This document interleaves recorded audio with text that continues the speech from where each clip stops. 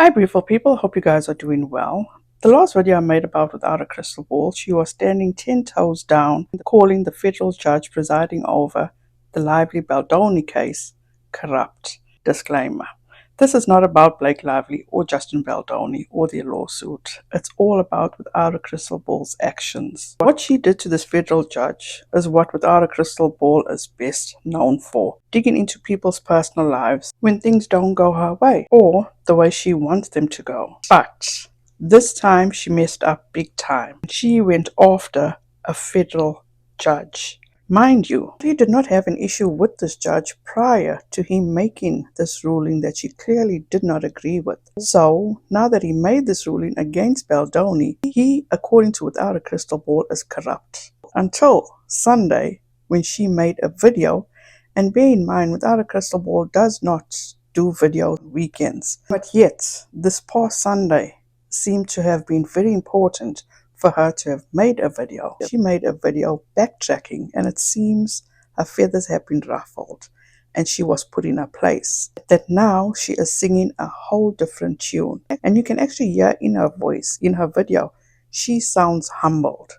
Or is it that she's just panicked? But you can be the judge when I show you the clip. Also, I'm sure it will not be a good look for Without a Crystal Ball to be involved with other legal issues, especially with the federal judge, while she is still facing a multi-million-dollar defamation lawsuit. So let's discuss. I will leave a link to the video that I've made about Without a Crystal Ball calling Judge Lyman corrupt. She stated as fact, and as I said, stood 10 toes down, that he needed to be recused or he needed to recuse himself. But people were reporting him to whom I have no idea, and allegedly because of Without a Crystal Ball's reporting. We also have someone in her comments saying how she reported the judge, and you even have others asking how to do it. Well, on Sunday, as I said, Without a Crystal Ball had a totally different perspective on things, and she had this to say. It's been a couple days. I've been taking care of my husband and we're all good. Everything's good right now. But I wanted to touch base because guess what?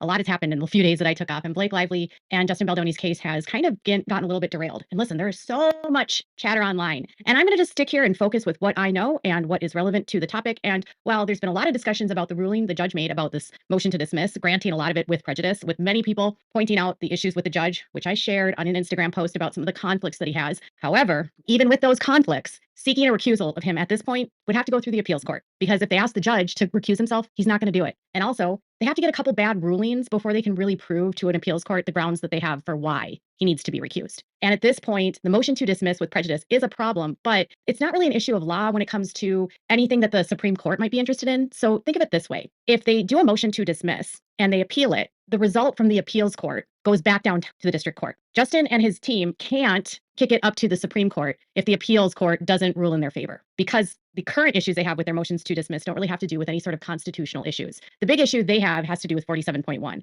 And I would suspect that if there was any sort of sanctions granted under that law, that wouldn't be something they might appeal. But right now, they have to be careful because appeals take time and they take time away from the case. So getting away from what's happening with the judge and conversations about his recusal, which I really don't think are helpful right now. I know initially I posted that on my Instagram, but and I know everyone's trying to point me to these different videos, but it doesn't matter to me right now. Really? All of a sudden it doesn't matter to her? I wonder why. This is definitely not like Without a Crystal Ball. According to her history, going back to a reporting of Tati, the 4 cease and desist she ignored, which led her to be involved in a lawsuit, an ongoing defamation lawsuit with Robert Shin, that she went ahead and made a docuseries about that situation. She is usually so adamant that her reporting is so on point, and no one in the past could have gotten her to back down, and now she is just folding like a burrito, just like that. And why all of a sudden? To me, she sounded like she was trying to relieve herself of any wrongdoing by saying that with many people pointing out the issues with this judge that she shared, on her Instagram about some of the conflicts that he has, and now it really doesn't matter to her. Without a Crystal Ball shared personal information of a federal judge in a high-profile case because she did not like a ruling that this judge gave in favor of Blake Lively, period. You tell me you bias without telling me you bias. And it's funny now that she is basically saying that it's a waste of time to ask a judge to recuse himself. And in the video, she goes ahead and states why it's a waste of time. I personally have never seen, without a crystal ball, backtrack this hard. She even made this post. They have to be strategic about appeals right now. I think we need to stop speculating about the judge. Appeals courts will remand back to him, and often the judge doesn't leave the case. Appeals delay cases up to a year until there's a ruling that is an issue of law, like 47.1, which would go up to the Supreme Court if the appeals court overturned the ruling. They have to be strategic. But they also need more evidence than one bad ruling to prove a judge is compromised. Discussions about the judge right now are really not helpful. This is quite a change of events because not even a week ago, a few days ago, she posted this on Reddit. He's already been proven corrupt. Literally, he got in big trouble with the appeals court for corruption last July. Her own followers that watched her video literally put in her comments, as you can see, I did my part by filing a complaint against this judge. If more people file a complaint, he might actually get investigated for his suspicious ruling. As you can see, the next person says, where and how do you do this? So, allegedly, the reason Without a Crystal Ball has changed the tune and stopped reporting this information about the federal judge, Judge Lyman, is because she was reported to authorities, and the authorities must have contacted her about her reporting of Judge Lyman. If you know Without a Crystal Ball, she doesn't just back down. She usually doubles down. Like I said, we've seen before, Tati Westbrook, Robert Shin, Todd Chrisley. She, for one, I don't think can and will allow herself to be involved in more legal issues, especially not with a federal judge. And secondly, she must have it playing on her mind if or when Todd Chrisley is going to serve her papers for breaking their settlement agreement. Can you imagine how she feels when she sees UPS or FedEx pulling up at her house or ringing her doorbell in anticipation if that is her being served with papers from Todd Chrisley? At this point, he is absolutely living rent-free in her head. With ending this, for those of you who continue to defend this woman and hang on to every word that she says, Without a Crystal Ball is not an attorney. She has told you she does her research using ChatGPT. She uses Cornell's website. And recently, I saw a video done by EKCPEOPLESUCK.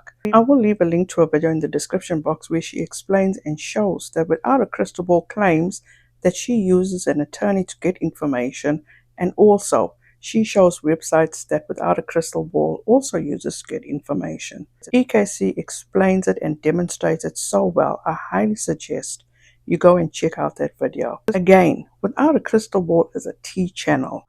There are so many attorneys that are covering this lawsuit. This is their profession. This is what they do. This is what they do on a daily basis. And personally for me, getting different perspectives is so much more interesting, informative, and helpful. Without a Crystal Ball has been wrong on legal issues that she has covered in the past. Just recently, she had to retract a story in regard to Justin Baldoni and Colleen Hoover. Previously, she said, according to her source, Justin and Colleen are all well and good.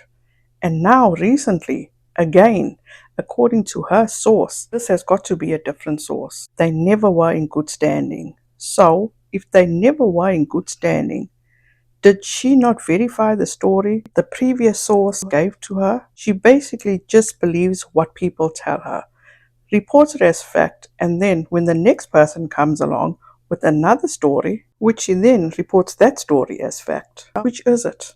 I feel I even confused myself there. So if you are confused, we are basically all confused together. And all because of what Without a Crystal Ball reports. So don't blame me. That's all I have for now. I appreciate your time. Have a wonderful rest of your day. Please be safe out there. Be kind to one another and don't forget, make good memories. Bye guys.